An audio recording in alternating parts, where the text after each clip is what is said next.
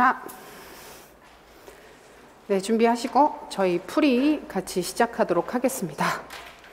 아까 문제 푸실 때 중간에 잠깐 확인하긴 했지만 문제 그 배점 부분에서 네 번째 항목에 오해 소지가 있는이 아니라 잘못 표기된 부분이 있어서 교사를 칭하는 부분에 조금 오류가 있어서 푸시면서 약간 고민을 하셨을 수 있을 것 같아요. 흐름상. 근데 제 신문 내용의 흐름상 네 번째 그 최교사 발언의 전반적인 내용들 중에서 해결되지 않았던 한 덩어리가 있었기 때문에 대부분은 그쪽으로 접근하셨을 것 같은데 아까 지금 그 부분 때문에 약간 고민을 하셨던 쌤들이 계셨을 것 같습니다. 먼저 죄송하다고 말씀드리고 일단 문제의 흐름상 구조상 그 김 교사, 이 교사, 박 교사, 최 교사의 흐름으로 각각의 사항들 우리 시험에서 아직까지 이런 식으로 뒤섞은 적은 없었어요. 없고 그다음에 해결되지 않은 문제에서 해결되지 않은 발문이 제시문에 남아있는 경우도 없기는 했거든요. 그래서 그 부분에 맞춰서 접근을 하면 크게 무리는 없었을 것 같은데 이제 김 교사라고 표시가 되어 있었기 때문에 그 부분이 신경이 쓰이죠. 그죠? 게다가 왜 이렇게 썼는지는 저도 지금 고민을 해봤는데 알겠어요. 왜냐면 김 교사가 염려하는 사항이 있었거든요. 염려하는 사항이 있고 그 다음에 마지막에 최 교사도 염려하는 사항이 있다 보니까 그 두 가지가 무의식에서 순간적으로 섞이면서 왜 여기 김 교사라고 썼을까? 납득이 안 되는데 제가 썼는데 납득이 안 되는데 그렇게 두 개가 꼬인 것 같습니다. 그래서 너무 신경 쓰이게 돼서 죄송하고 같이 보도록 하겠습니다. 문제는 어떻게 풀만 하셨을까요? 편안하게 푸셨나요? 괜찮으셨나요? 어떠셨나요? 늘 모의고사를 보고 나면 나쁘진 않았던 것 같은데 근데 중간중간에 답이 명확하게 딱 떨어지지 않는 부분들이 있어서 이제 그런 부분들 답 쓰실 때 약간 신경 쓰이는 측면이 있었을 것 같습니다. 자, 우리 논술 쓸 때 전반적인 시간의 구성은 이제 약간 익숙해지셨습니다. 아까 55분 기준으로도 되게 많은 선생님들이 대부분 다 완성을 하셨고 다음에 조금 생각할 여지가 있는 문제였으나 60분 내로는 대부분 다 쓰셨던 것 같아요. 우리 퇴고할 때도 저도 마찬가지고 퇴고를 한 3번 했거든요. 이 문제를 3번 봤는데 놓쳤어요. 그 최 교사를 놓쳤어요. 게슈탈트 이론에 따르자면 그쵸. 이렇게 오타나 이런 부분들 잡는 게 진짜 힘들죠. 본인이 쓴 글은 진짜 찾는 게 어렵습니다. 그래서 네, 퇴고를 꼭 놓치지 말고 길게 잡으실 필요는 없는데 한 2, 3분 정도라도 전책을 읽고 이제 보통은 표현상의 이슈들을 많이 잡으시기는 하시는데 조금 키워드나 이런 부분들에서 실수하는 부분 없게끔 꼼꼼하게 확인해 두시면 좋겠습니다. 전체적인 서술 요소들은 서론, 본론, 결론 구조에 맞춰서 써주시면 되고 그리고 지금은 보통은 처음 연습하시는 경우는 아니라서 서론에서 글 도입하는 부분들 그리고 본문 각 단락에서 각 사항들 요구하는 사항들 접근하는 서술 방법 다 무리 없이 잘 쓰고 계신 것 같습니다. 이제 높아심에서 말씀드리면 주제와 연결해서 전체를 완결된 글로 쓰는 게 문제 요구사항에 포함되어 있는 중요한 사항이기 때문에 주제와 연결된 각 단락의 도입문장 최소 도입문장은 있어야 되고 그다음에 도입문장 쓰기가 힘들다 그러면 도입문장을 제외하고 각 단락 마무리 부분에 큰 주제와 개별 항목을 연계해서 서술하는 주제 논의 부분 빠뜨리지 않고 서술해 주시면 좋을 것 같습니다. 자, 이번 모의고사의 큰 목적은 1월부터 6월까지 대부분은 이론 공부 더하기 기출문제 전반적으로 확인을 하셨을 텐데 그 공부 사항에 대한 전체적인 확인입니다. 그리고 오늘 봤었던 전체 이론들 중에서 물론 대부분 다 중요하게 강조했었던 사항이긴 한데 마지막에 아담스 공정성 이론은 중요해요. 은근히 물어봅니다. 중요한데 활용적으로 접근을 해보면 좀 뻔한데 하나를 쓰라 그러면 쓰겠는데 2개를 쓰라 그러면 되게 쓰기 싫은 그 부분이거든요. 근데 우리 시험이 보면 방안 쓰라고 할 때 진짜 하나만 쓰라고 하면 참 좋겠는데 2개를 요구를 많이 하고 있어요. 그래서 약간 그런 느낌으로 중요한데 소홀하게 보고 넘어갈 수 있는 부분들을 확인하는 시간이었다고 생각을 합니다. 기본적인 모의고사 답안 작성 연습도 되셨을 것이고 이것저것 활용해보는 그 연습도 되셨으리라 생각을 합니다. 그래서 우리가 전체적으로 확인했었던 항목들을 보게 되면 교육과정, 교육평가, 교수이론 및 공학, 교육행정 주요 4가지 영역을 이번 문제에서 확인을 했습니다. 최근에 자주 출제되고 있는 최근 2년 동안 반복해서 출제가 됐었던 주요 영역인데요. 교육과정 파트에서는 스킬백, 학교 중심 교육과정 개발 모형, 단위 학교 중심으로 교육과정 개발을 하고 실천하는 부분들을 강조하는 최근 풍토에서 의미가 있다. 근데 잘 찾으신 분들도 있으셨고 그다음에 한 가지로 찾아서 그걸 2가지 방안으로 쓰신 경우들도 있었는데 요거는 제시문에 내용이 있었습니다. 제시문에 지켜야 하는 조건이 들어가 있었기 때문에 그 조건에 맞춰서 접근해 주시는 게 중요한 부분. 그다음에 애플의 교육과정 재개념화 요 부분도 이제 전체적으로 좀 확인이 필요하고 최근에 특히 매체나 여러 가지 도구들을 그 외부에서 만들어진 그 교수학습 그 프로그램들을 많이 활용하는 경향이 있기 때문에 확인을 해보면 괜찮지 않나 싶은 그런 부분이었고요. 교육평가 부분은 저는 조금 평이하지 않았을까. 스크리븐의 탈목표 평가 전체 절차 보여드리고 찾은 후 의의를 확인하는 부분이었습니다. 최근에 문제 경향이 실천 방안이나 활용 방안들을 많이 물어보고 있긴 한데 반대로 이번 문제는 실천하는 방안을 제시문에 다 보여줬잖아요. 그걸 가지고 역으로 찾아 올라가서 교육적으로 어떤 가치가 있을까요? 의의가 있을까요?를 확인했던 거라서 그 부분도 확인했으면 좋겠고요.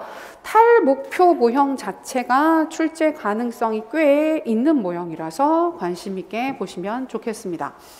자, 그리고 교수이론 및 공학에서 켈러 악스는 우리 시험에서 아주 흐릿하게 2015학년도 즈음에서 한번 나온 적은 있습니다. 근데 좀 더 구체적으로 최근에 다시 문제가 켈러가 나올 가능성도 꽤 있고 수업에 대한 매력성, 즐거운 수업, 만족 이런 부분들 연계해서 내기가 좋아서 출제 가능성이 있는데 만약에 지금 시점에 나온다 그러면 이런 스타일로 나올 수 있지 않을까. 문제 상황을 주고 해결하는 방안을 물어볼 거라서 부분들. 그리고 요 부분이 이제 최근에 우리 한 번씩 얘기를 하는 소위 말하는 오픈형 문항입니다. 아주 대단한 답이 있는 것은 아니고 문제 조건에 맞춰서 접근을 해주면 괜찮은 상황인데 아까 지나가다가 먼저 쓰셨던 쌤들 답안을 좀 봤거든요. 몇 개를 봤는데 좋은 답안들 전체적으로 다 괜찮았습니다. 괜찮았고 채점을 한다 그러면 전체적으로 점수를 줄 수 있을 것 같긴 한데 좀 이따가 배점 볼 때 좀 더 챙겨서 보긴 하겠지만 학생 참여적 수업을 활성화하는 방안이랑 학생 참여적 교수 방법을 쓰는 건 조금 다릅니다. 물어보는 뉘앙스가 그다음에 물어보는 내용 방향 자체는 좀 다릅니다. 학생을 더 많이 참여시킬 수 있는 교수 방법을 쓰세요 라고 하면 구체적인 교수 방법을 쓰는 게 문제 의도에 맞을 겁니다. 근데 이번에는 학생 참여형 수업의 활성화 방안을 쓰라고 했죠. 요게 최근에 교육행정에서 계속 나오는 방향이거든요. 작년에도 보면 그거 있었잖아요. 행정 파트 문제에서 교사 중심으로 학교에서 할 수 있는 연수는 뭐가 있어? 이 연수를 활성화할 수 있는 학교 차원에서 지원 방안이 뭐야? 라고 얘기를 했으면 그때 지원 방향에 어떤 답을 많이 쓰셨냐면 전문적 학습 공동체를 활용합니다. 동료 장학을 활용합니다. 라는 식으로 구체적인 그 연수의 기법 자체를 후반부에 활성화 방안으로 쓰신 경우도 있었거든요. 그 정도의 차이인 거예요. 그게 작년 그 문제에서도 활성화 방안 더 많이 실천할 수 있는 방안을 물어보게 되면 구체적인 장학 기법이나 연수 기법을 물어봤다라기보다는 그 연수를 활성화시킬 수 있는 경영의 방법들, 학교가 어떤 지원을 해야 될까 이런 부분들을 써야 되는 거고 이번 문제에서도 학생 참여형 수업 활성화 방안이라고 쓰면 구체적인 교수 기법을 쓴다. 예를 들어서 교수법으로 얘기를 하게 되면 토익법을 활용할 수 있습니다. 구성주의 교수법, 팀 프로젝트를 활용할 수 있습니다. 이런 얘기를 하는 게 요구사항은 사실은 아닌 거예요. 근데 그렇게 많이 쓰셨을 것 같아요. 그래서 그 부분은 좀 이따가 채점할 때 점수 각각 이제 우리가 문제 풀면서 확인을 할 때 확인을 해야 되겠는데 다음번에 비슷한 문제를 보시거나 접근을 하실 때는 교수법을 물어보는 걸까? 실제로 수업 실천하는 방안을 물어보는 걸까? 아니면 그런 수업을 활성화시키기 위한 그 외적인 요소들, 지원하는 방향을 물어보는 것일까? 이런 부분들을 구분해서 접근하시면 좋겠습니다. 자, 그리고 행정 파트에서는 이원결합체제는 한번 나왔었죠. 근데 그 추가 시험에서 한번 언급이 돼서 되게 쉽게 나왔단 말이에요. 다시 나올 가능성이 있다. 전체적으로 확인 필요하고, 아담스 공정성 이론 사례 분석하고 해결 방안 제시하는 부분이었는데, 직무동기가 아직 안 나왔어요, 우리가. 네, 그 행정 파트에서 직무동기. 근데 행정 파트에서 사실은 제일 중요하게 보는 몇몇 이론들 중 하나가 직무동기예요. 직무동기인데, 리더십 파트도 억지로 연계해서 몇 번 출제가 되고 있고, 지도성 부분도 많이 물어보고 있고, 그러니까 사실은 지도성 파트, 그다음에 직무동기, 그다음에 장학, 요 세 가지가 실제로 교육행정 파트에서는 아주 중요한 메이저 영역들인데, 그 중에서 아직 안 나온 게 직무동기 파트라 두루두루 확인은 필요합니다. 직무동기 영역을 전체적으로 확인하실 필요는 있는데, 이번 문제에서는 아담스의 공정성 이론, 그리고 약간 문제 사례에서도 얘기가 나오긴 했지만, 최근에 행정 쪽 문제 나오는 경향을 보게 되면 현장에서 약간은 있을 법한, 아주 실현성이 높진 않더라도 그래도 이런 문제가 생길 수 있지 않을까?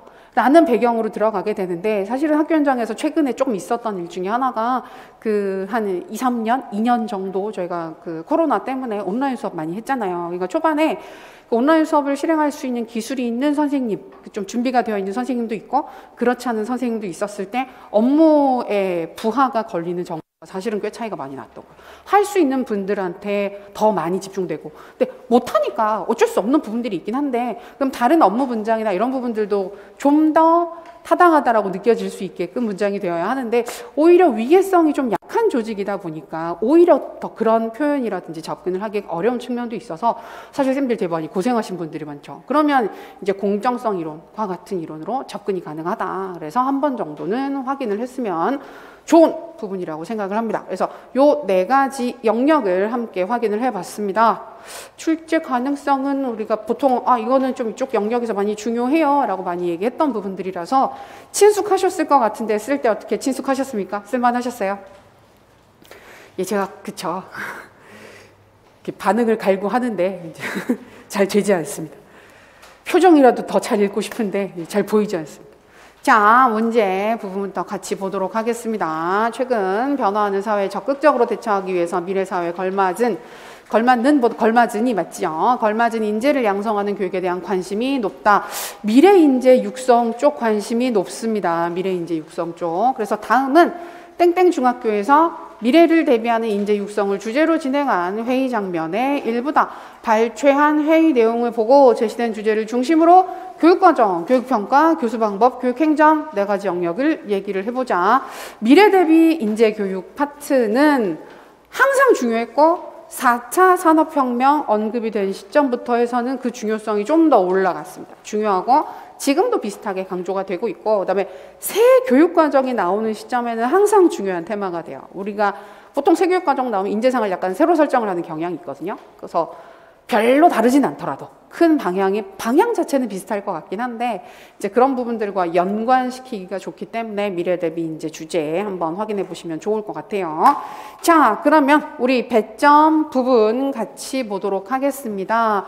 총 네 부분이고, 학교 중심적인 교육과정 개발을 위해서 교사가 해야 할 일을 스킬백 이론에 근거해서 두 가지를 제시하자. 자, 여기에서 자칫 실수하시면 안 되는 게, 스킬백 교육과정 개발 모형에 여러 절차들이 있었지. 그 중에서 적당히 두 가지 활동을 쓰면 되지 않을까?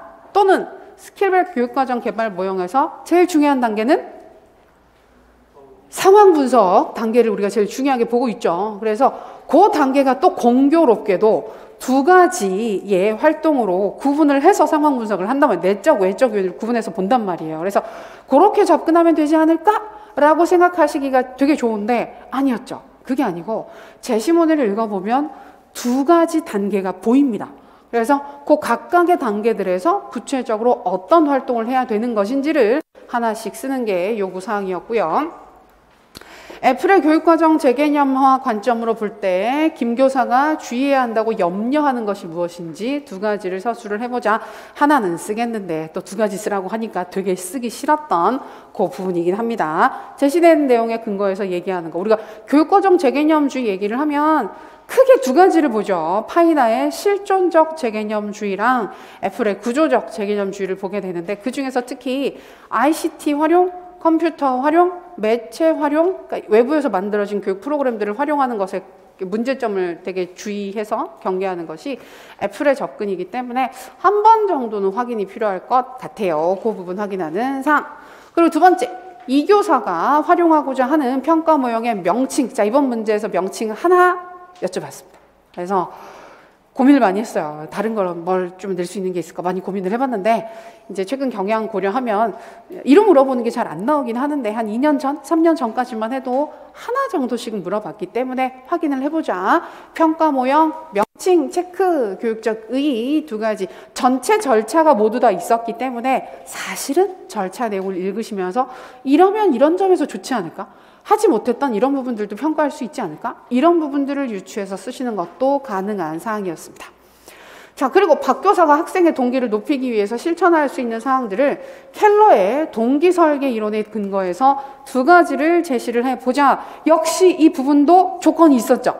제시문을 읽어보면 두 가지 불만을 얘기했었던 학생들 사례가 있었기 때문에 그 문제를 해결해주는 방안을 각각 서술을 해주시면 되겠습니다. 그리고 이 부분이 이제 오픈형, 학생 참여형 수업 활성을 위한 방안을 두 가지 제안을 해보자. 자, 그리고 마지막, 최 교사가 먼저 언급한 학교 조직의 특성을 두 가지 서술하자. 근데 제시문에 이완 결합 체제를 찾을 만한 키워드가 두 덩어리 제시가 되어 있었습니다. 상대적으로 자유재량권, 책무성이 높아요. 하나. 그다음에 학교 조직이 그러다 보니까 돌아가는 구조가 신뢰 논리에 따라서 돌아간다. 그러면 요 정도 키워드가 주어져 있는 경우에 특성을 쓰라 그러면 우리 이완결합 체제는 다른 특성들 엄청 많죠. 엄청 많기 때문에 요걸 제외하고 다른 특성들을 인출해서 두 가지를 써주시면 되겠습니다. 그리고 최 교사가 그쵸. 김 교사가 아니라 최 교사가 너무 죄송합니다. 이 부분은. 근데 많은 분 최 교사로 쓰셨죠. 김 교사 쓰신 분도 제가 보긴 봤어요. 보긴 봤는데 굉장히 힘드셨을 것 같아요. 그래서 표정으로 눈으로 욕은 아니지만 약간 분노의 그쵸 표정이 있었던 것 같아요. 근데 정말 무리하죠. 아담스의 공정성 이론으로 앞에 김 교사가 주의해야 되는 그 부분까지 가서 해결을 하려고 그러면 사실은 그건 너무 무리한 부분이었고 여기 제시문 내용을 보게 되면 업무 분장이 공정하지 않아서 어려움을 겪는 사례들이 있어서 그쪽으로 쓰실 수 있었습니다. 그래서 이 최 교사가 염려하는 사항에 대한 해결 방안을 아담스 동기이론, 즉 공정성 이론에 근거해서 해결 방안을 두 가지 서술을 해보는 부분이 있었어요. 그래서 전체적으로 쓸 게 조금 많았습니다. 좀 쓸 게 많았고 아마 답 쓰시면서 제가 약간 고민을 할 만한 부분이, 그러니까 고민 없이 쓰면 또 쭉쭉쭉 쓸 수 있는 부분들이긴 한데 그래도 약간 고민을 하셨을 것 같은 부분은 학생 참여적 수업 활성화 방안을 쓰면서 방향을 어느 정도로 잡아야 할까, 진짜 아까 얘기했던 것처럼 교수 방법을 쓰라는 건지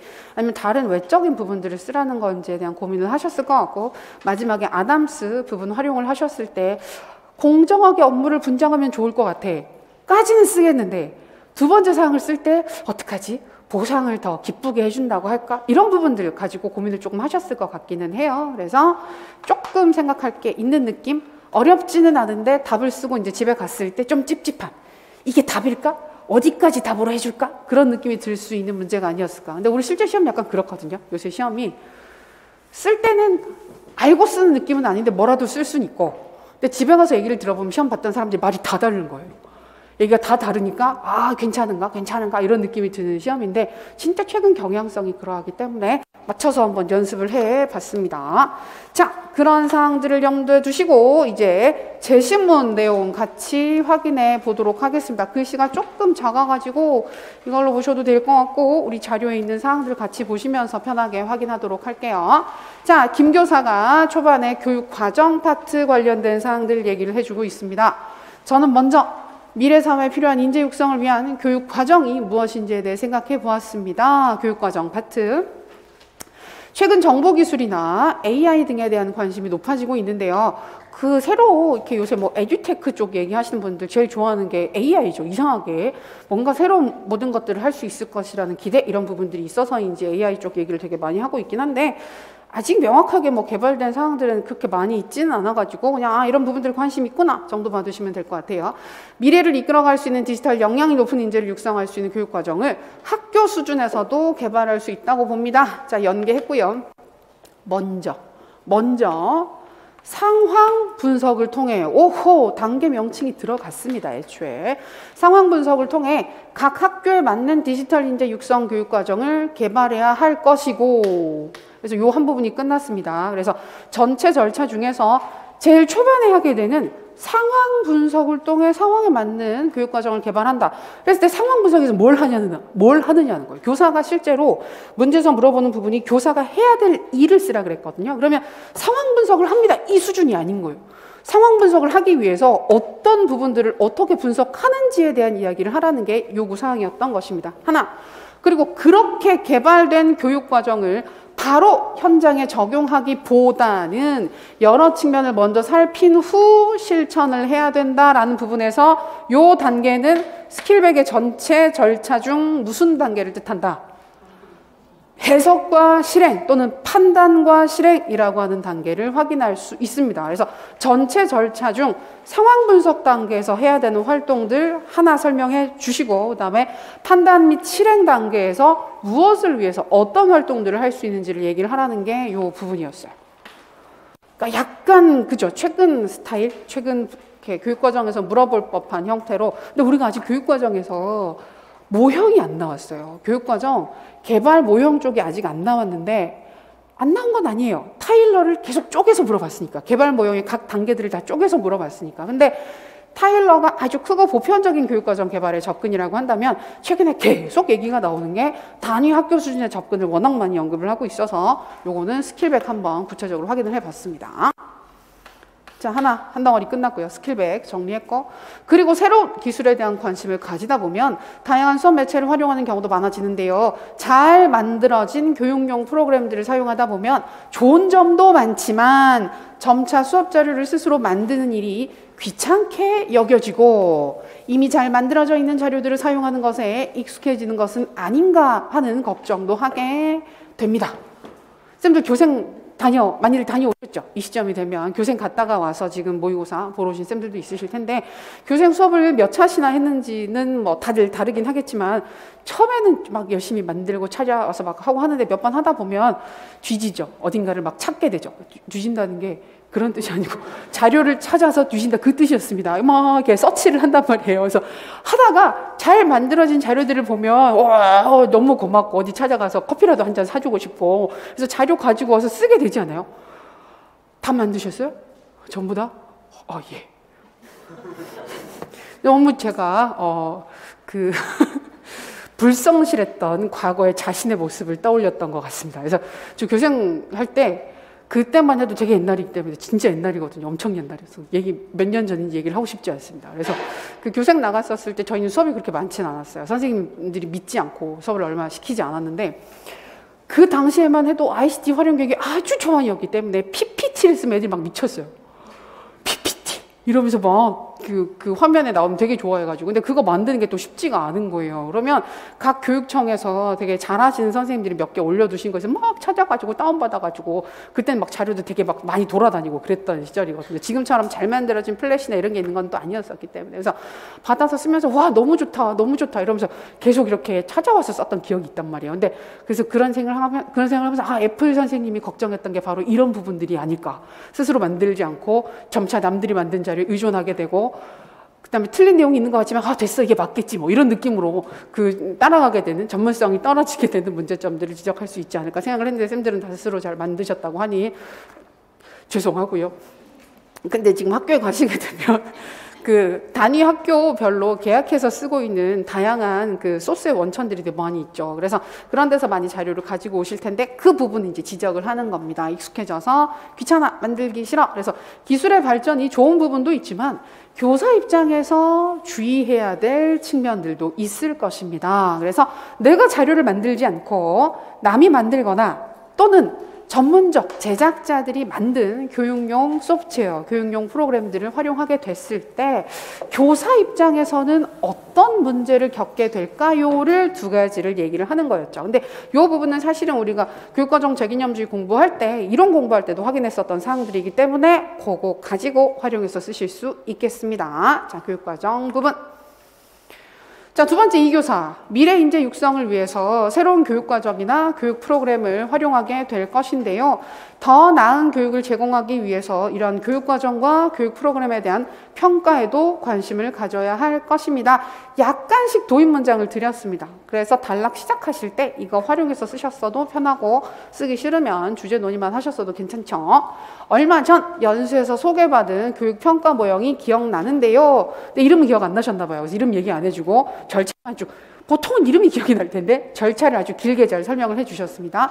이 모형을 활용해서 교육 목표를 모르는 상태에서, 자, 목표를 모르는 상태에서 교육 장면의 여러 부분들을 다각적으로 관찰한다. 정보를 막 수집을 하죠.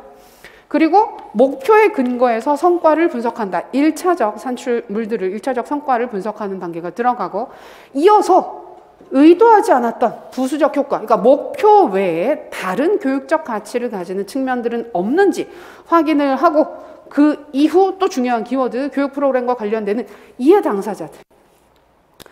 관련된 사람들입니다. 그래서 학생이나 교사나 학부모들이나 이런 사람들한테 이 프로그램을 들을 때, 이 교육 활동을 할 때 뭘 기대했느냐, 이걸 들으면서 무엇을 할 수 있게 되기를 원했느냐, 예상했느냐, 이런 부분들을 가지고 요구를 확인을 하는 거예요. 기대와 요구를 확인해서 이거 1차적 산출, 부수적인 측면들, 1차적 산출에 해당하는 목표 관련된 부분들, 모든 부분들을 다 확인을 해서 종합적으로 이 프로그램의 가치를 확인하는 모형은 스크리븐의 탈목표 모형이 되겠습니다. 그리고 이 스크리븐의 탈목표, 이 절차가 객관식 기출에 나온 적이 있죠. 그리고 우리 시험은 은근히 객관식에서 강조했었던 사항들에 의존해서 문제를 출제하는 경향이 있어서 이 정도 절차가 명확하게 주어졌으면 문제로 내도 대부분 알 거야.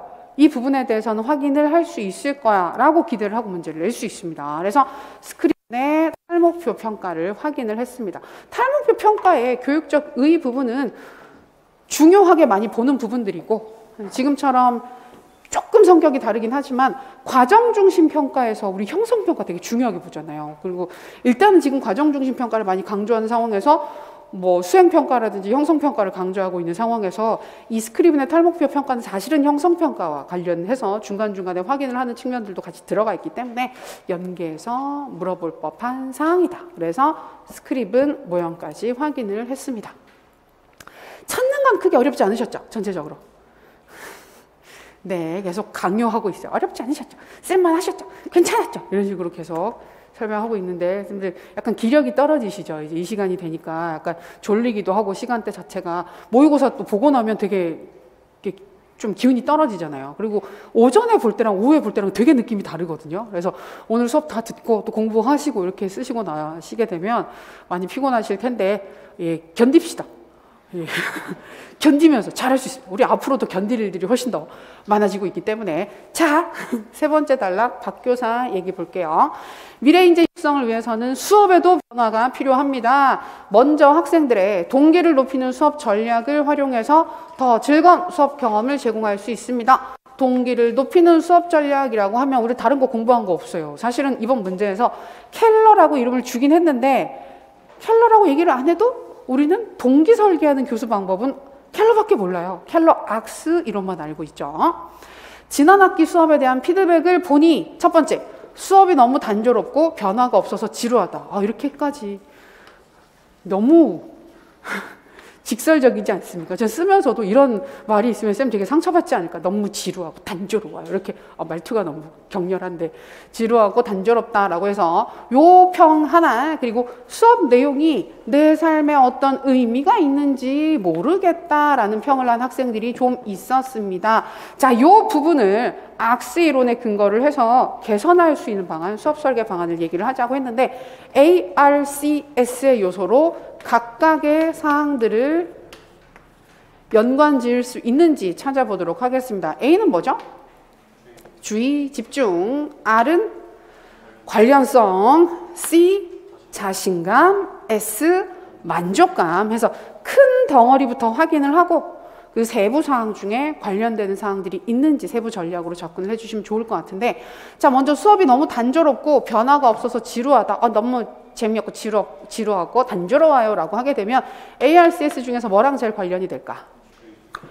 주의 집중과 가장 관련이 되겠죠. 그래서 일단 이건 주의 집중이랑 관련될 것 같아. 그리고 두 번째, 수업 내용이 내 삶과 내 삶의 어떤, 일부러 이렇게 썼습니다. 말을 돌려 더 직설적으로 내 삶과 어떻게 관련되는지 모르겠어요 라고 하면 너무 쉽게 찾으실 것 같아서 내 삶에 어떤 의미가 있는지 모르겠어요 라고 얘기를 했는데, 방금 얘기했던 것처럼 나랑 상관이 없는 거, 공부를 하는 게 내 삶에 어떤 변화를 유발하는지를 잘 모르겠다라고 얘기를 하는 부분이랑 관련성 요소로 찾을 수 있습니다. 그래서 이 부분은 주의 집중, 이 부분은 관련성으로 찾으면 되는데, 우리 그 각각의 그 전략들에도 하위 전략들이 있잖아요. 그래서 주의 집중 전략의 하위 전략들을 보게 되면 보통은 지각적 주의 환기, 그다음에 탐구적 주의 환기, 다양성 전략이라고 하는 세 가지 전략들이 있었습니다.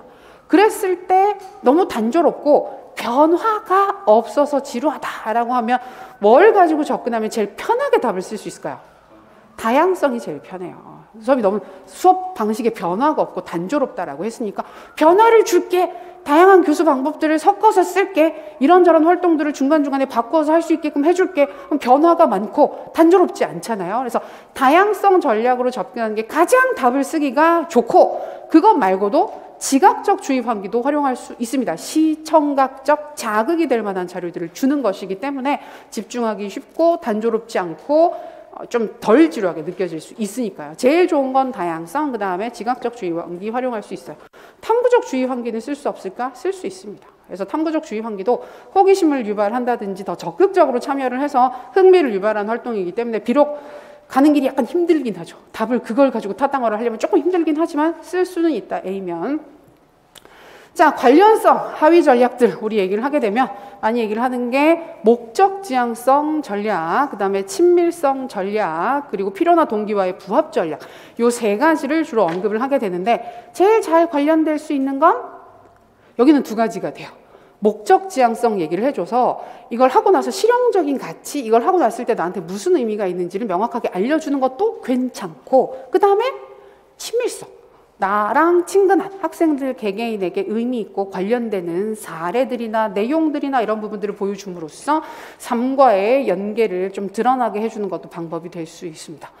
그 필요나 동기와의 부합은 조금 힘들어요. 여기서 쓸 수는 있는데 굳이 그 길을 가야 할까라는 생각이 드는 거죠. 그래서 이런 형태가 아까도 도입할 때 잠깐 말씀드렸지만 지금 최근에 나온 형태를 보게 되면 이론을 가지고 사례를 분석하고 끝나는 경우보다는 이게 이런 이론으로 설명이 되네. 그러고 나서 그 이론으로 해결 방안까지 갈 것 같아요. 근데 그러기 굉장히 좋은 이론이 악스가 되게 접근하기가 괜찮은 부분이라서 수업 설계, 동기 설계, 동기 향상, 행복한 수업, 학생들이 행복한 학교 이런 거 얘기할 때 좋으니까 잘 봐주시면 좋겠습니다.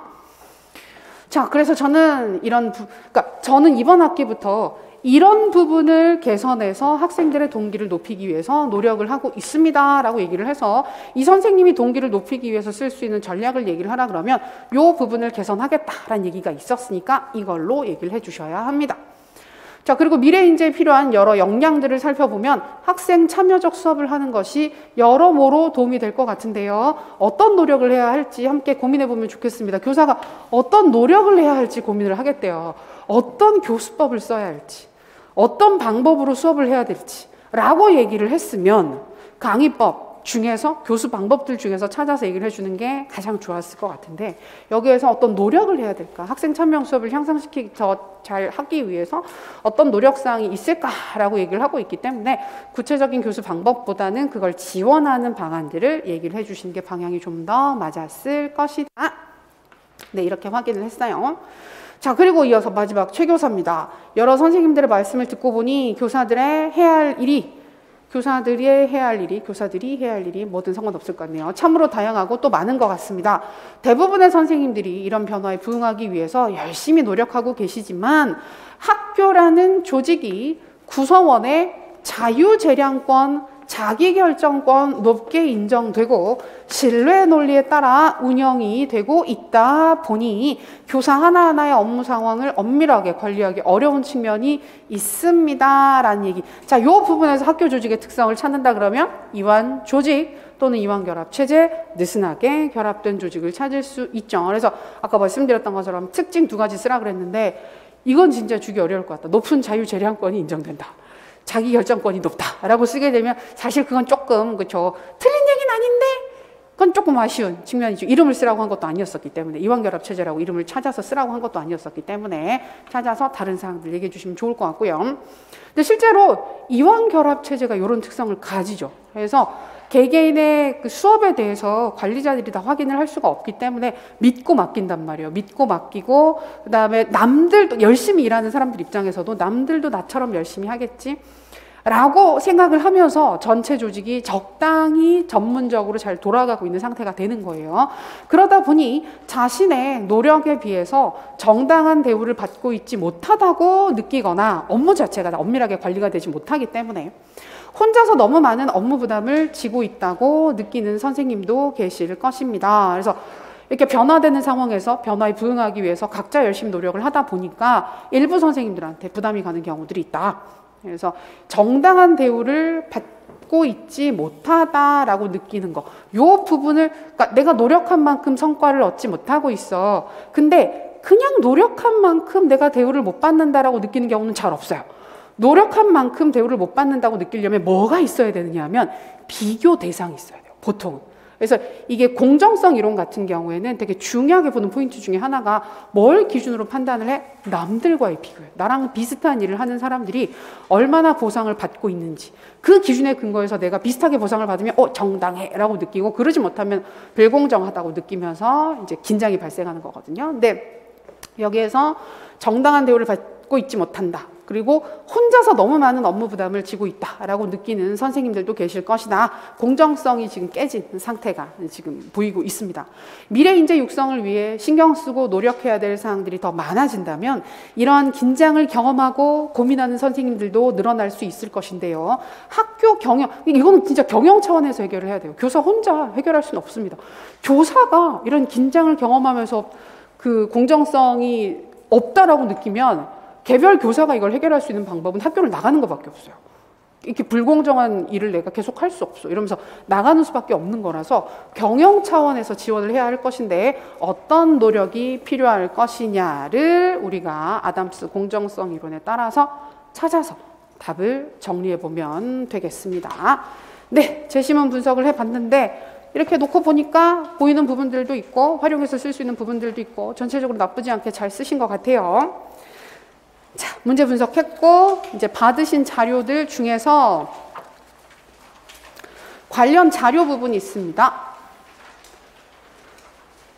모든 부분들을 다 보지는 않을 거고 관련되는 사항들 중심으로 의미 있는 부분들 한 번 더 짚고 넘어갈게요. 교육과정 파트 첫 번째로 스킬백 학교 중심 교육과정 개발 모형 확인, 그리고 애플의 교육과정 재개념화 관련된 사항들 정리 자료 있는데요.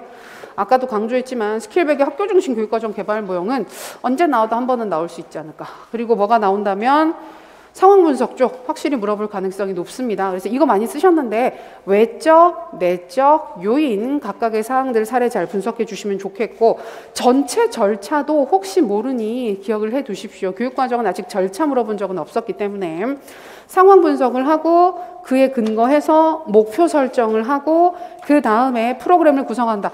한 번씩 나오는 질문인데 교육과정이나 교수 공학 파트에서 프로그램이란 말이 자꾸 나온다. 이게 뭘 뜻하는 거냐라고 질문하시는 경우들이 있거든요. 교육과정이에요. 교육과정.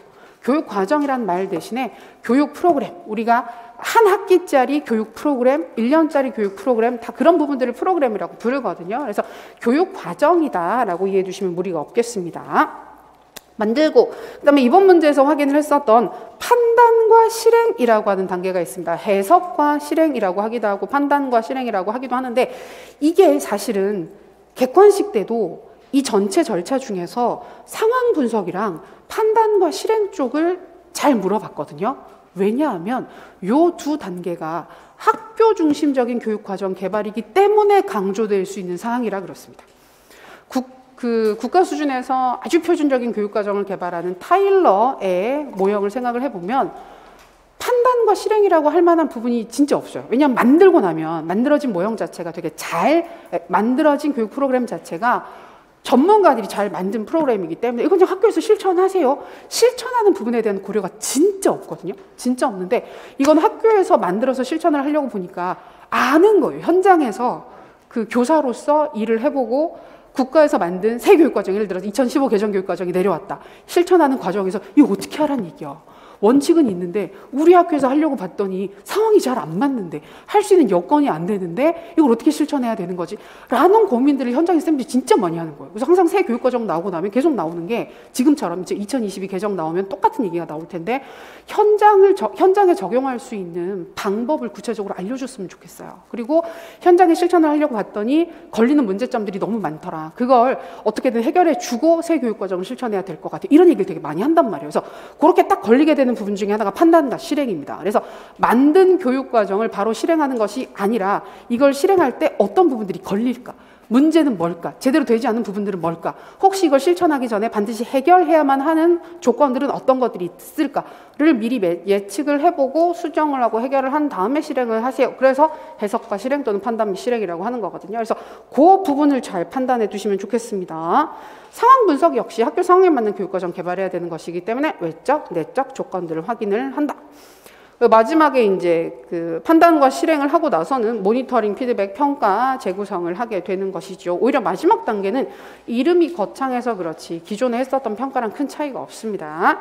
장점, 비판점 부분들도 쓰기 좋은 부분이니까 잘 봐주시고 애플 교육과정 재개념화 쪽은 여러 가지 얘기들이 있긴 하지만 오늘 우리 문제에서 확인했었던 부분은 제일 마지막 파트 6페이지입니다. 다음 페이지 넘겨주시면 동그라미 4번 컴퓨터 교육에 대한 비판 부분이 있습니다. 니은 교사가 수업 시간에 컴퓨터를 많이 쓰면 쓸수록 타인의 생각을 단순히 실행하는 단순 노동자로 전락할 위험이 높아지게 된다.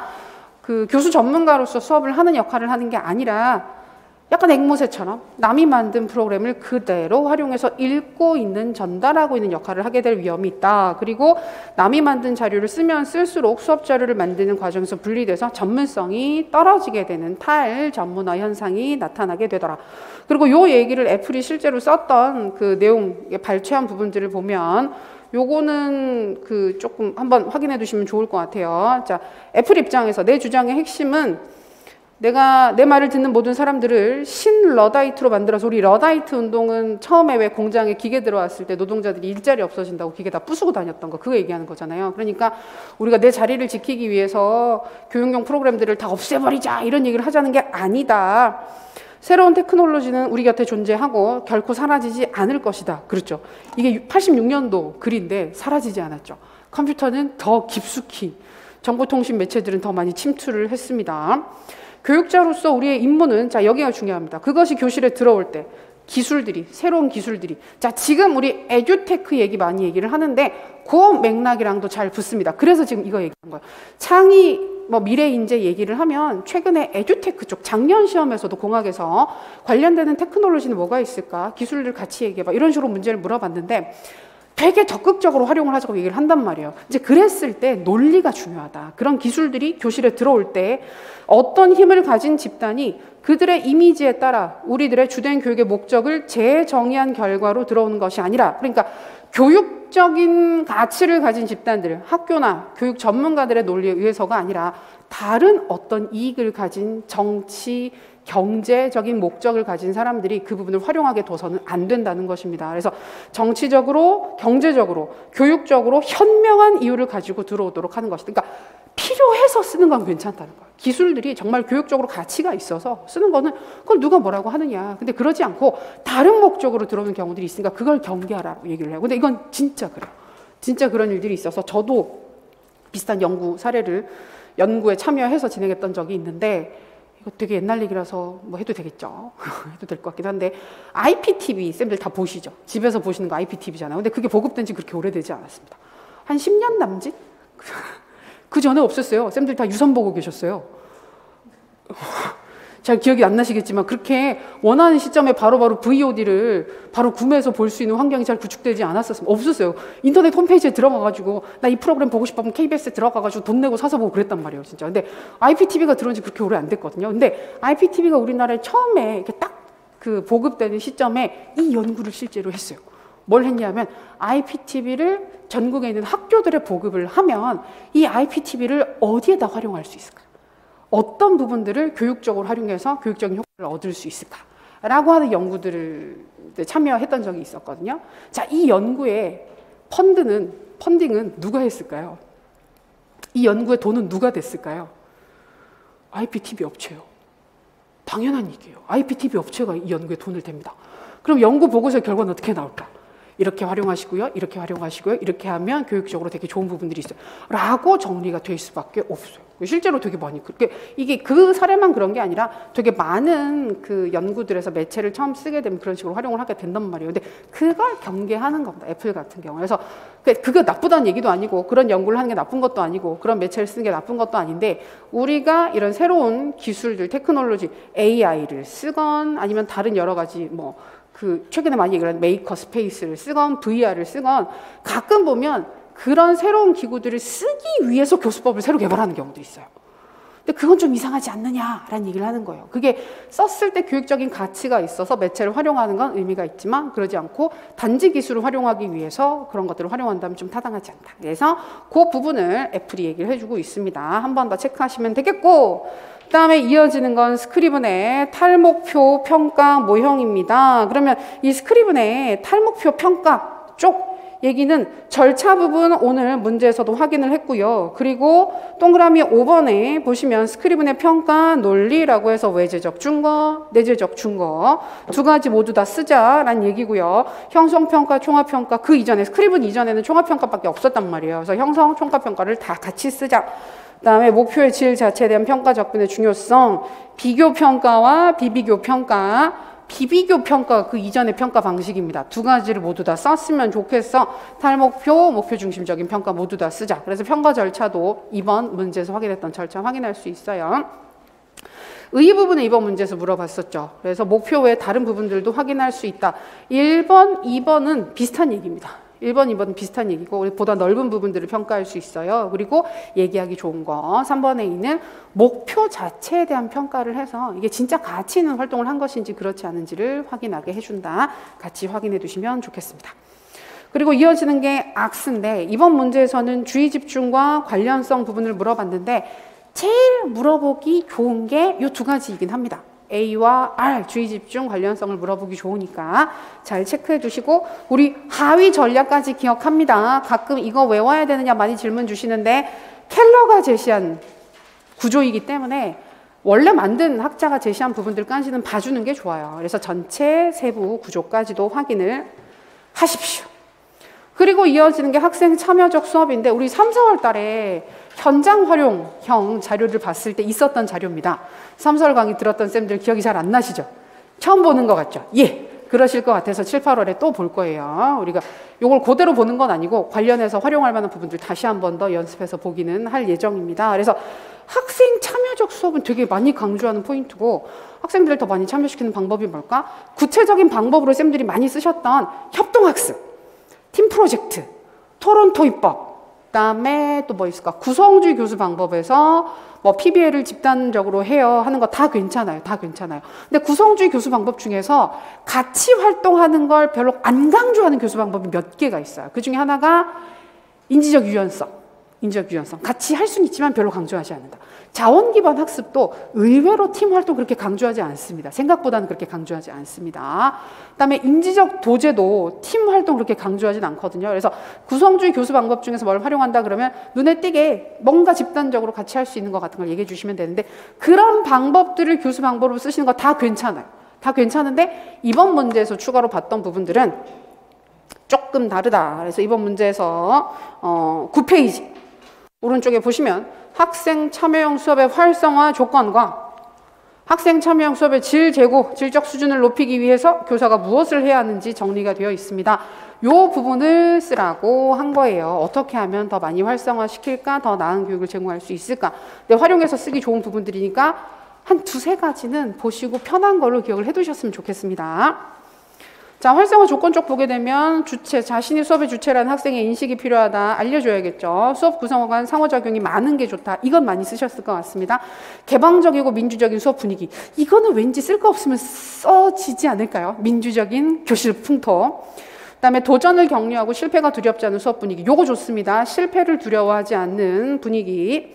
그다음에 교사와의 신뢰 형성, 긍정적 상호작용. 요 정도 체크해 두시면 좋을 것 같고, 실천 방안 쪽은 수업의 목표와 비전을 초반에 공유를 해라 라고 해서 이 수업 자체가 너희들에게 정말 어떤 의미가 있는지, 그러니까 이건 약간 악세이론에서도 비슷한 얘기가 나오는데 동기를 높이고 더 많이 참여를 하게 하려면 상관 있게 느껴야 되거든요. 이게 내일처럼 느껴야 되는데, 선생님들 중학교 고등학교 다닐 때 수업 시간에 공부하고 시험 준비하고 하는 게 자기 일처럼 느껴졌어요? 막 내일처럼 찾아서 해야 되는 건데 막 못하게 하면 속상하고 막 선생님 숙제 검사 안 하면 왜 숙제 검사를 안 하지? 근데 숙제를 지금 안 해봤는데 빨리 날 혼내서 다음번에 열심히 공부하게 만들어줘야 되는 거 아닌가? 막 이런 간절함이 있었습니까? 없잖아요, 사실. 잘 없잖아요. 그래서 중등학생들 같은 경우에는 어른 돼서도 마찬가지긴 한데 하기 싫어요. 내일 같지가 않거든요. 근데 그걸 내일처럼 만들어주는 것이 초반에 목표를 명확히 인식시켜주고 비전을 공유하는 행동이라고 볼 수 있겠습니다. 그리고 의미 있고 도전적인 학습 경험의 구성, 학생에게 의미를 부여해 줄 수 있는 적당한 난이도, 여기는 그거 쓸 수 있어요. 선생님, 우리 수업 시간에 좀 조심하시라 말씀드렸던 도전감 있는 과제. 여기 쓸 수 있어요. 도전감 있는 과제. 재밌거든요. 그래서 의미 있고 도전적인 학습 경험. 그 다음에 고르게 해줘라. 학습 목표나 경험이나 활동이나 평가 방식을 고르게 해주면 내가 선택한 것이기 때문에 좀 더 재밌습니다. 그리고 상호작용 얘기 또 나오고요. 학생 개개인의 특성에 맞는 교수학습 전략을 활용했으면 좋겠다. 그 다음에 자신의 수업에 대해서 스스로 성찰하는 시간들, 의미를 개인적으로 부여하는 활동들을 제시해 줬을 때 도움이 되더라. 다 괜찮은 사항들이라서 기억해 두시면 좋겠습니다. 교수이론 공학은 최근 경향은 이런 거 물어봅니다. 이런 거 물어보는 경향이라서 확인을 해두자. 자, 그 다음에 이완결합체제입니다. 주요 사항들 다 알고 계실 것이고 특성 부분 꼼꼼하게 암기하셨죠? 3가지 정도 암기를 하자. 그 다음에 아담스의 공정성 이론 나오게 되는데요. 여기 공정성 이론, 과대보상, 과소보상에 의해서 불공정성을 지각하면 긴장감을 느끼고 이 긴장을 해소하기 위해서 어떤 쪽으로든 불공정성을 감소시키는 방향으로 동기화가 진행된다라고 해서, 그러면 약간 내가 보상을 많이 받는다고 생각하면 일을 더 열심히 하게 만드는 거니까 좋은 게 아닌가라고 생각하실 수도 있는데, 제일 바람직한 상태는 공정하다고 느끼는 상태가 제일 좋아요. 그래서 그걸 이제 어떻게 하는 것인지를 우리가 확인을 해야 할 것인데요.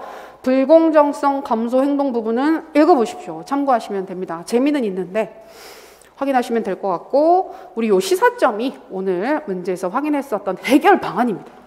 경영할 때 어떤 부분들을 주의해야 할까? 첫 번째, 공정하게 대우해라. 그래서 쌤들이 많이 쓰셨던 업무 자체를 모두가 불만을 가지지 않게끔 최대한 공정하게 분배하는 거. 근데 그렇게 공정하게 배분하려고 그러면 그 방법도 얘기하실 수 있습니다. 구성원들이 같이 모여서 전체 업무를 확인을 하고 함께 합의를 해서 회의를 해서 민주적으로 업무를 분장을 하게 되면 받아들일 수 있을 겁니다.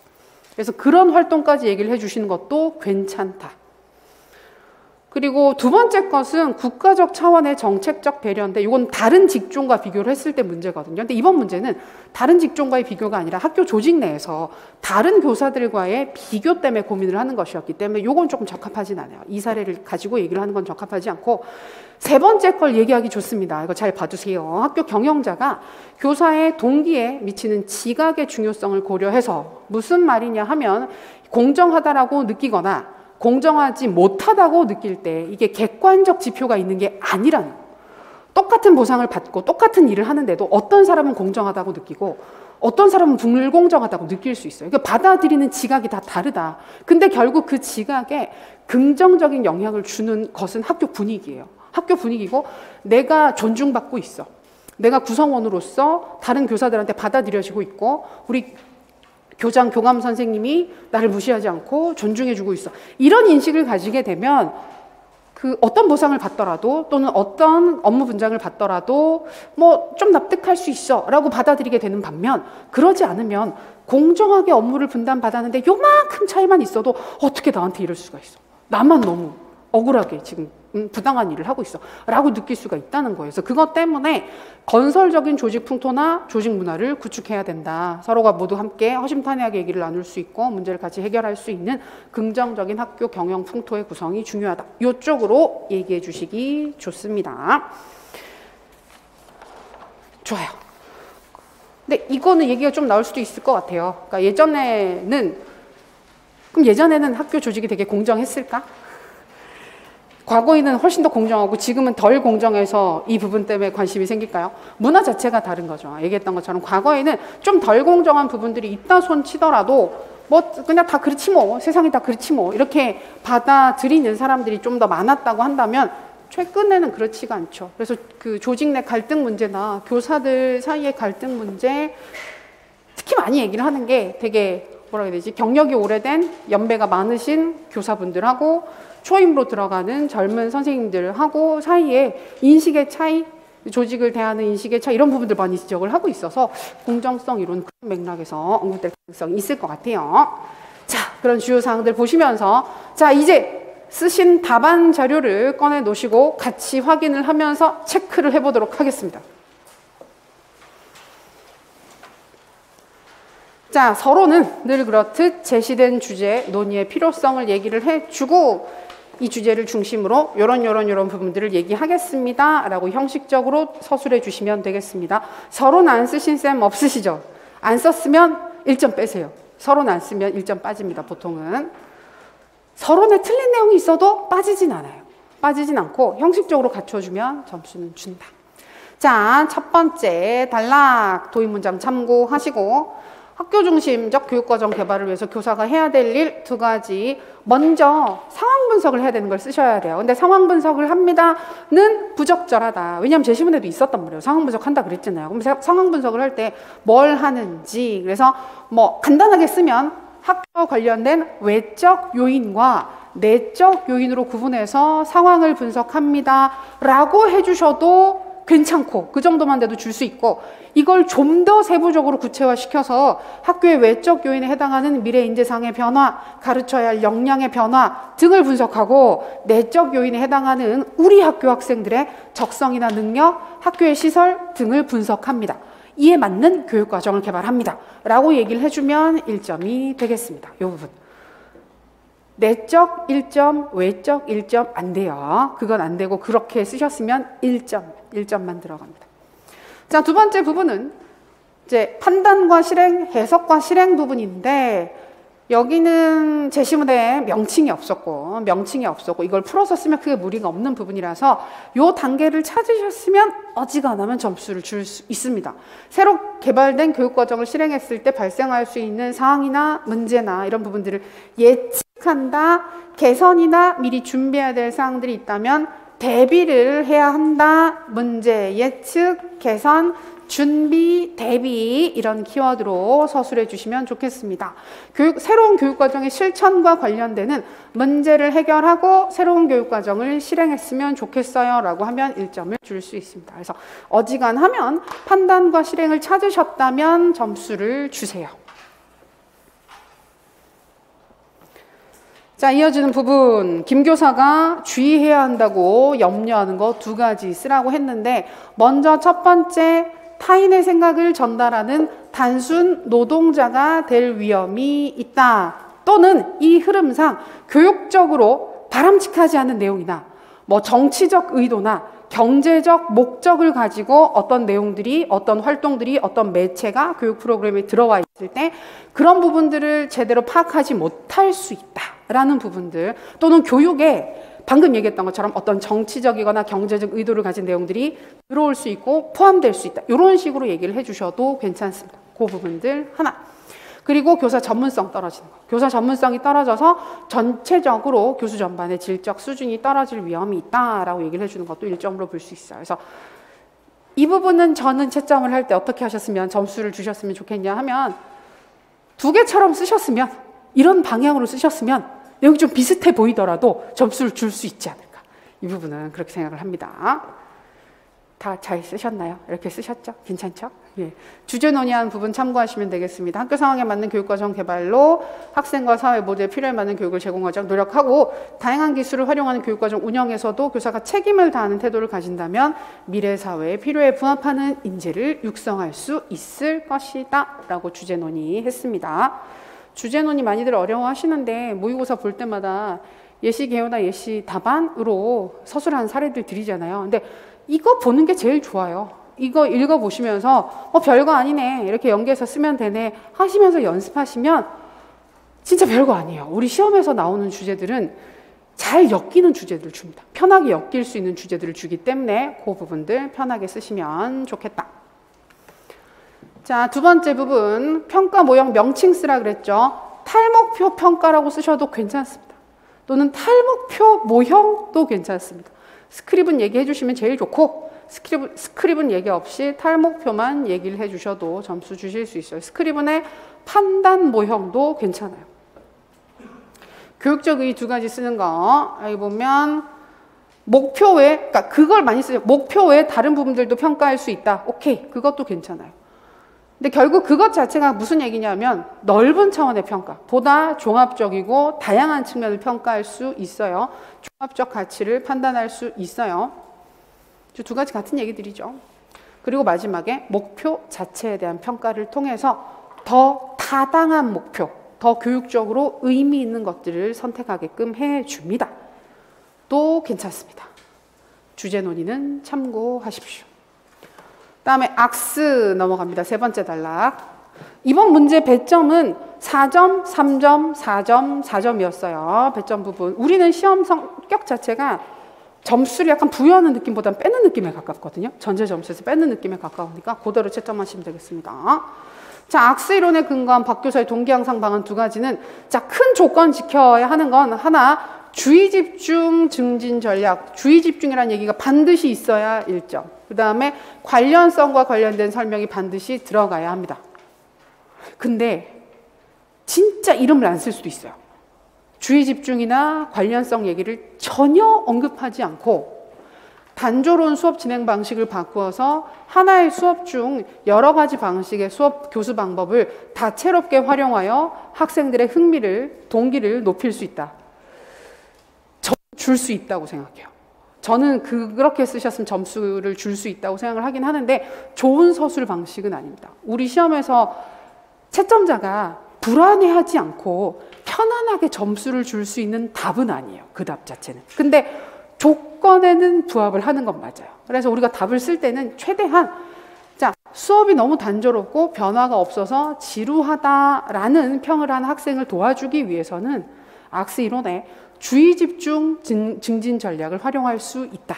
그 중에서도 단조로운 수업 진행 방식을 바꿔 이런 방식을 통해 다양성을 높여주는 전략을 쓴다. 이렇게 써주면 설명과 방법과 키워드가 곳곳에 다 있기 때문에 채점자가 점수를 아주 쉽게 줄 수 있습니다. 그렇게 써주시면 좋겠고, 다양성이 제일 좋고 지각적 주의 환기로 접근해 주셔도 괜찮다. 탐구는 되긴 하는데 힘들 것이다. 두 번째, 관련성. 여기도 똑같은 조건입니다. 목적 지향성, 수업 내용의 실용적 가치를 확인할 수 있는 분명한 목표를 제시하고 안내한다. 친밀성, 친밀한 인물이나 사례를 활용한다. 라는 얘기들로 방안을 제시해 주시면 될 것 같아요. 그러니까 결국은 방안 쓰는 부분들은 악스 이론의 근거에서 방안을 쓰라고 했기 때문에 근거가 있는 게 좋아요. 근데 그 근거를 쓰는 게 결국은 이론적 근거를 활용하는 것이기 때문에 악스 이론의 기본적인 구조, 이 사례에 해당하는 구조는 조금 설명을 해주시면 훨씬 편하게 서술이 될 수 있을 것입니다. 그리고 학생 참여적 수업 활성화 방안은 아까 우리가 얘기했었던 사항들 중에서 2가지 써주시면 되거든요. 의미 있고 도전적인 경험, 목표 선택의 기회, 상호작용 활성화, 특성에 맞는 교수 전략, 개방적이고 민주적인 풍토, 실패를 두려워하진 학교, 교실 분위기. 이쪽인데 이거 말고도 되게 많을 거예요. 다양한 답들을 많이 쓰셨을 거예요. 근데 타당하다고 생각해서 쓰셨을 것이라 근데 내 생각에는 맞는데 딴 사람들 생각에는 또 안 맞을 수도 있긴 해서 이건 크로스 체크가 필요하긴 한데 궁금하신 사항들이 있으시면 끝나고 나서 저한테 물어보시면 제가 확인해 드릴 수 있을 것 같고요. 그 부분 확인해 드릴 수 있을 것 같고 논리 타당하면 점수 줄 수 있어요. 그리고 이거 말고 아까도 잠깐 언급했었던 구체적 교수 방법을 쓰신 분들이 꽤 있을 것이다. 뭐 협동학습의 구체적인 기법, 이상한 건 아니지만 아까 봤더니 좋아하시는 협동학습 기법으로 코옵 쓰신 경우들 많았는데 이번에는 점수를 줘도 되지 않을까 생각을 합니다. 근데 뭐 점수를 받는 게 그렇게 중요합니까? 모의고사인데. 실제 시험에서 받는 게 중요하지 않습니까? 그냥 기분이니까.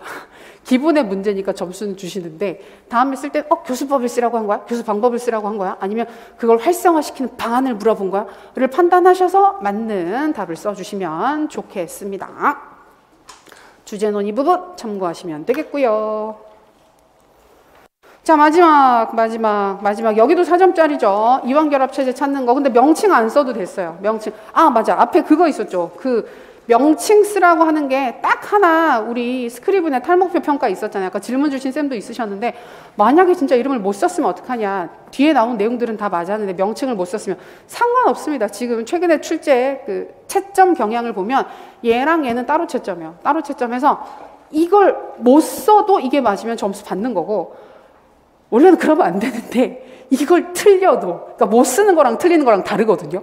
다른 걸 썼어도 여기가 맞으면 점수를 주고는 있어요. 지금. 그래서 별개로 진행하시면 되겠습니다. 근데 또 아까 말씀 주신 거 근데 진짜 모르겠다. 근데 기억이 안 나서 평가 모형 이름을 못 쓰겠으면 빈칸을 비워둘까요? 라고 질문하셨는데 빈칸 안 되죠. 빈칸 놔두면 그게 제일 그리고 이름을 쓰라고 하지도 않았는데 가끔 빈칸을 두시는 경우들이 있어요. 이완결합체제 찾는 부분 있잖아요. 여기에서 찾으라고 그러니까 이름을 쓰라고 하지 않았거든요. 근데 못 찾겠다는 거예요. 이름을 모르겠다는 거예요. 그래서 여기에 해당하는 체제는 이다. 이 체제 특징으로는 맞는 서술을 막 하시는 거예요. 근데 이거는 되게 걸려요. 이걸 점수를 어디에서 빼야 될까? 왜냐하면 형식적으로 글이 완성되지 않았기 때문에 형식에서 부가적으로 점수를 뺄 수가 있게 돼버리거든요. 빈칸 자체가 들어가 버리게 되면. 그래서 없는 것처럼 넘어서 없는 것처럼. 앞에 스크리븐의 탈목표도 진짜 이름이 기억이 안 나면 이러한 평가 모형의 특징은 의의는 해서 바로 그냥 쓰시면 됩니다. 무리가 없습니다. 자, 특징 부분, 우리 얘기했던 부분들, 조직의 이질적인 요소, 광범위한 환경 변화에 민감하다, 국지적 적응, 기발한 해결책 등등 이런 사항들 2가지 기억해서 써주시면 되겠고 자, 최 교사, 김 교사가 아니라 최 교사가 염려하는 사항에 대한 해결 방안 2가지 학교 경영 차원에서 모든 교사들이 공정하게 대우받고 있다고 느낄 수 있게끔 업무 분장을 하라. 아까 이 과정에 구성원들 참여시키고 함께 협의하는 활동들 얘기해 주셔도 아주 좋습니다. 자, 일부 교사들에게 업무가 집중되지 않도록 업무를 함께 조정할 수 있는 장치, 기구, 그러니까 회의나 이런 조정할 수 있는 기구들, 그다음에 학교 분위기 형성이 필요하다. 2차에서 비슷한 문제 물어본 적이 있었어요. 그래서 혼자 너무 많이 일을 하는데 지금 내 수업도 준비를 못 하겠는데 다른 선생님 와서 또 나한테 요청을 하는 거예요. 그 어디였지? 어떤 지역이었는데 내가 지금 갑자기 바뀐 온라인 수업을 준비하기 위해서 열심히 노력을 하고 있고 근데 우리 학교에 그걸 할 수 있는 사람이 나밖에 없다는 거예요. 나밖에 없어서 모든 온라인 수업 관련된 활동이 다 나한테 와 있어서 그걸 하다 보니까 내 수업 준비를 못 하겠는데 옆반 선생님이 와서 자기가 못 하겠으니까 뭘 도와달라고 얘기를 하는 거예요. 그때 내가 도대체 어떻게 해야 될까를 이제 답으로 얘기를 하라고 하는 부분이 있었는데 실제로 약간 그런 부분들이 있을 것 같아요. 그래서 요 업무 조정 얘기해 주시면 좋을 것 같고, 아까 얘기했던 마지막 부분, 업무의 부담과 수행에 대한 보상은 동일한 사항에 대해서도 사람마다 지각하는 정도가 다를 수 있는 만큼 보다 긍정적인 방향으로 지각하고 경험하고 느낄 수 있도록 건설적인 학교 분위기와 조직 풍토, 조직 문화를 만들기 위해서 노력해야 할 것이다 라고 얘기해 주실 수 있겠습니다. 주제에 논의 참고하시고, 그러니까 이 부분은 채점하실 때 이런 흐름이면 돼요. 그리고 두 가지가 확실히 구분되면 돼요. 두 가지가 확실히 구분되게 쓰시면 점수 줄 수 있는 부분들이니 참고하시면 되겠습니다. 결론 부분은 전체 부분 간단하게 요약해 주시고, 마지막에 미래 인재 육성을 위한 학교의 노력은 다양하게 이루어져야 한다. 더욱더 노력해야 할 것이다. 라고 좋게 마무리를 할 수 있겠죠. 자, 어떠세요? 잘 쓰셨어요? 네, 끝나서 기쁘세요? 그쵸? 이게 풀이가 끝나고 나니까 충만감, 끝났어. 그래서 약간 기쁜 마음도 있으실 텐데, 정말 고생 많이 하셨고, 우리가 지금 상반기 공부가 오늘 월요일 수업도 종강이었고, 그 다음에 6월 공개 모의고사 확인해 보면서 상반기 공부를 마무리를 했습니다. 그래서 한 주 동안 저희가 쉬고 7월 첫째 주 시작하게 될 그 시점이 있기 때문에 그 사이에 한 번 더 꼼꼼하게 정리하시고 7월 달부터 공부가 아마 5, 6월 달에 했던 것보다는 2배로 잘 되실 겁니다. 잘 될 거예요. 잘 되실 거라서 조금만 더 힘내서 멋지게 잘해보도록 하겠습니다. 오늘 정말 고생 많이 하셨습니다. 네.